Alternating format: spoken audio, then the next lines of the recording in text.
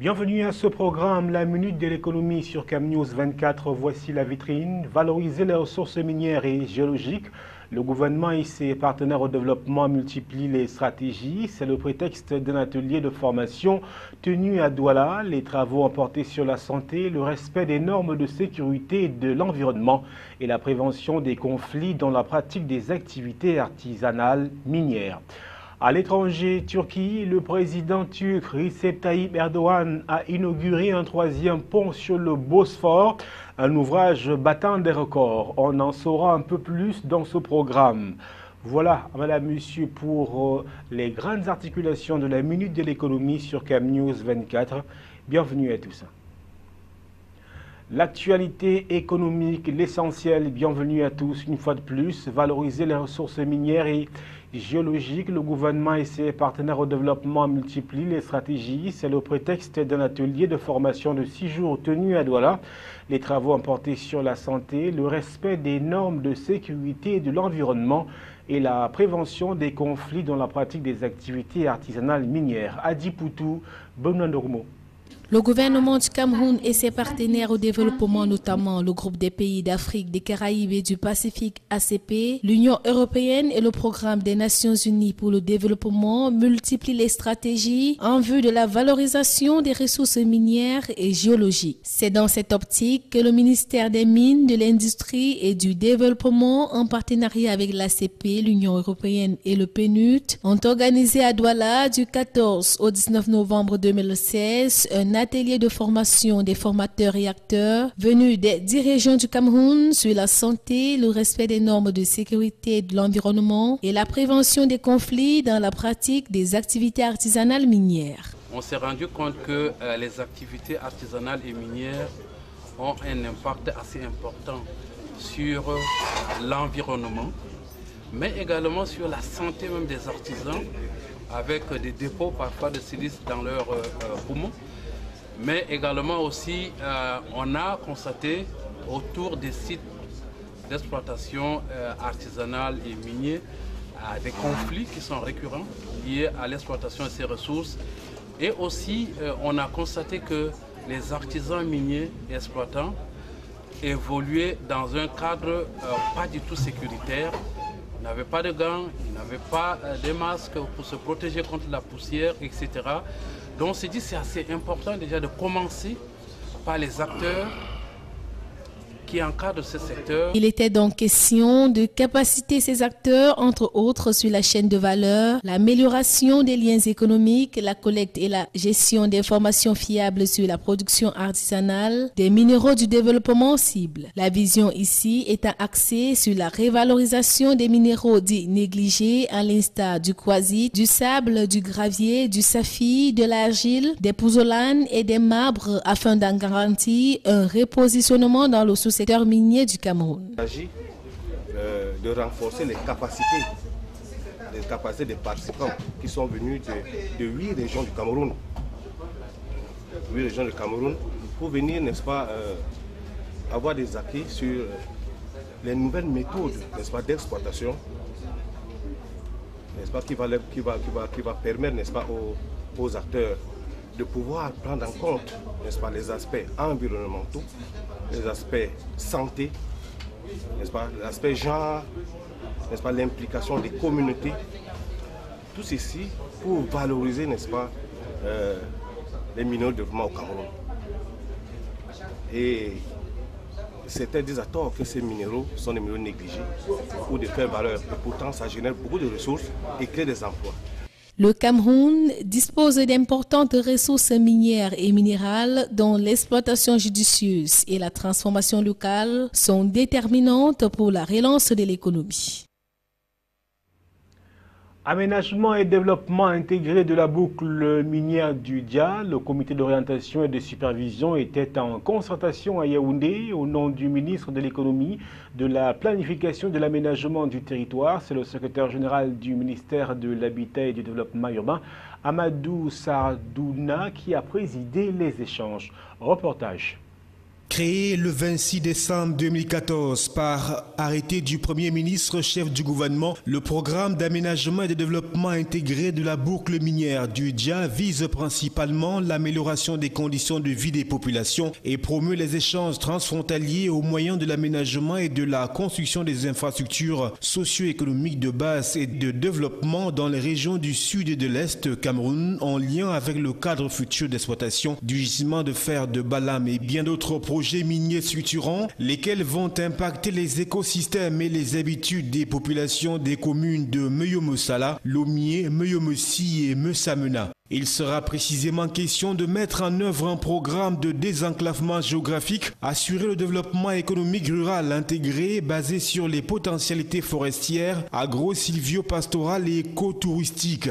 Il s'agira par ailleurs d'améliorer l'accès des populations aux services sociaux de base, améliorer la sécurisation de la zone frontalière et assurer la mise en place des équipements porteurs de croissance. Le programme se veut pour ainsi dire un outil qui permettra à terme aux populations des zones immédiatement concernées par des activités d'exploitation minière d'en bénéficier pleinement des retombées positives à travers une meilleure utilisation de la rente minière qui sera générée par le projet de Balam en dépit de la fluctuation des cours des minerais de fer sur les marchés internationaux. En définitive, le gouvernement prévoit pour chacune de ces communes un plan d'occupation des sols, un plan d'aménagement détaillé et des études techniques en prélude à la mise en place de 100 logements sociaux par commune. De l'avis des membres du comité d'orientation, il s'agit là des éléments qui vont permettre à chaque ville concernée par le projet d'avoir une vision prospective sur son développement au cours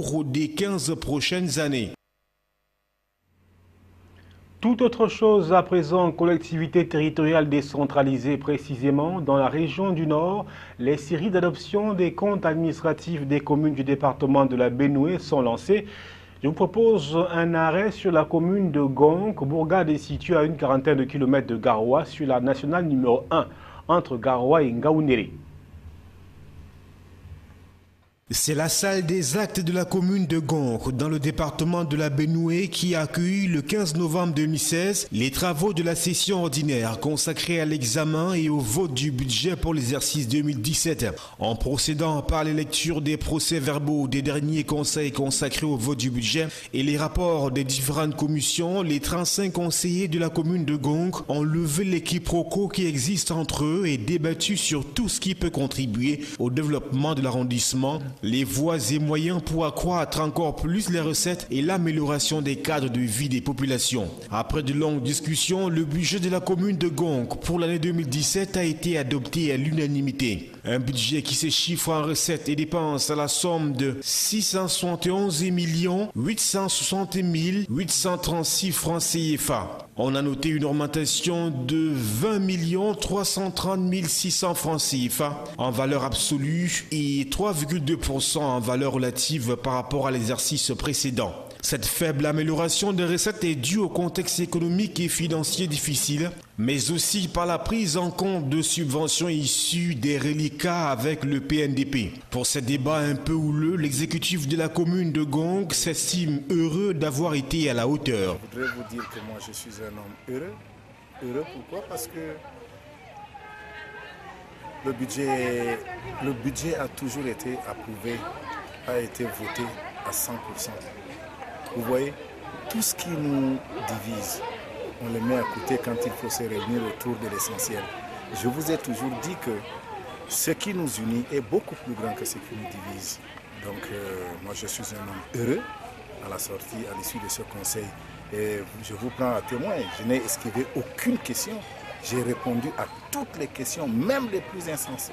Pour les manquements, avec le conseil du préfet de la Benoué, Mamoudou Aman, qui assistait aux travaux de cette session ordinaire, selon le maire, un système a été mis sur pied pour contrer toute attaque et par ailleurs renflouer les caisses de la commune de Gonk.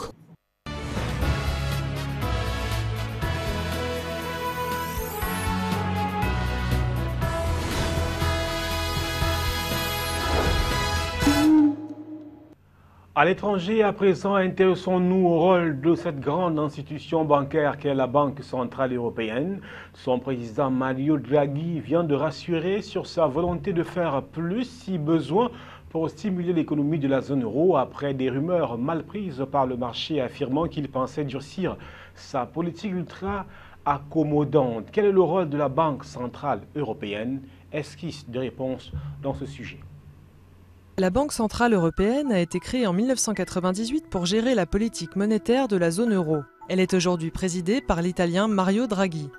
Depuis son siège, à Francfort en Allemagne, elle est à la tête de l'Eurosystème, regroupant les banques centrales nationales des membres de la zone euro. Étroitement associées à sa gouvernance, elles sont les relais dans chaque pays de la politique de la BCE. Les décisions des banques centrales ont un impact sur l'économie réelle. La Banque centrale des États-Unis a par exemple deux objectifs principaux, le maintien d'un taux de chômage bas et la maîtrise de l'inflation.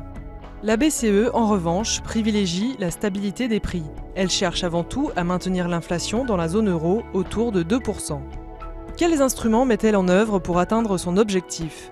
Principalement, elle fixe les taux d'intérêt. Ces décisions vont donc avoir un impact direct sur la politique de crédit des établissements bancaires. En cas de surchauffe de l'économie, la BCE augmente ses taux. Avec des taux élevés, les banques limitent les crédits et pratiquent des taux peu attractifs. En cas de panne de croissance, la BCE abaisse au contraire ses taux pour encourager les banques à accorder plus de crédits à des taux plus intéressants, ce qui favorise l'investissement. Si la BCE peut prêter aux banques, elle n'a en théorie pas le droit de prêter aux États membres. Cela reviendrait à faire marcher la planche à billets pour financer leurs déficits. Direction la Turquie en présent, nous vous le disions en titre, le président turc Recep Tayyip Erdogan a inauguré un troisième pont sur le Bosphore, un ouvrage battant des records mondiaux et conçu par un Français.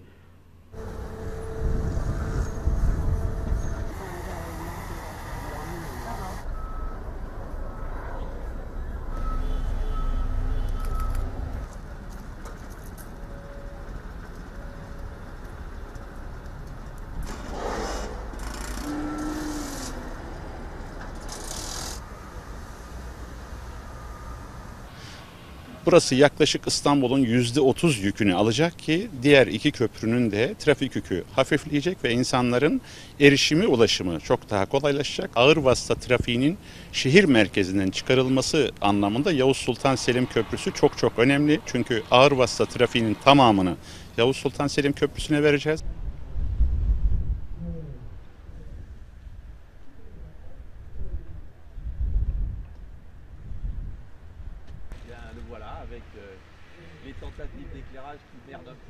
L'ouvrage a été construit en à peine plus de 3 ans, 3 ans et demi. Et là encore, c'est quelque chose d'absolument exceptionnel pour un pont de cette envergure. La Turquie a quand même une situation absolument exceptionnelle, puisque la Turquie est à cheval sur 2 continents et elle possède une mer complètement intérieure qui est la mer de Marmara, entre le détroit des Dardanelles et le Bosphore. Alors évidemment, construire un ouvrage franchissant le Bosphore dans ces conditions, c'est quelque chose d'extraordinaire. Place à présent au chiffre du jour. Il est de 400 000 et ce chiffre symbolise le nombre d'emplois créés en 2017 par le gouvernement camerounais. Avant de clore ce programme économique, le rappel de la vitrine, valoriser les ressources minières et géologiques, le gouvernement et ses partenaires au développement multiplient les stratégies. C'est le prétexte d'un atelier de formation tenu à Douala. Les travaux ont porté sur la santé, le respect des normes de sécurité et de l'environnement et la prévention des conflits dans la pratique des activités artisanales minières.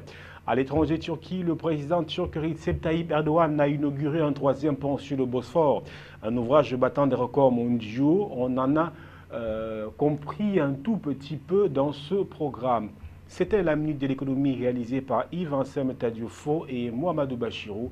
Nos programmes se poursuivent sur la chaîne Info Cam News 24. Au revoir.